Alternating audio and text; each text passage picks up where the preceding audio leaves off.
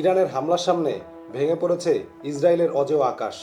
যে আয়রন ডোম নিয়ে তাদের ছিল বিশাল অহংকার, সেটি ইরানের হামলার সামনে আজ ভেঙে পড়েছে। এতদিন ভাবা হতো ইসরায়েলের আকাশ ব্যবস্থা নিশ্ছিদ্র, কিন্তু ইরান সেই ধারণা পাল্টে দিয়েছে। খোদ ইসরায়েলের বাসিন্দারাই বলছেন তাদের এখন আর ইসরায়েলি প্রতিরক্ষা ব্যবস্থার উপরে ভরসা নেই, তারা আশ্রয় নিয়েছেন মাটির নিচের বাংকারে। পার্থক্যটা বুঝুন, ইরান যেসব মিসাইল দিয়ে হামলা করছে সেগুলো খুবই সস্তা, কিন্তু সেগুলো প্রতিহত করতে ইসরায়েলের যে ইন্টারসেপ্টর মিসাইলগুলো লাগছে সেগুলোর দাম আকাশচুম্বী।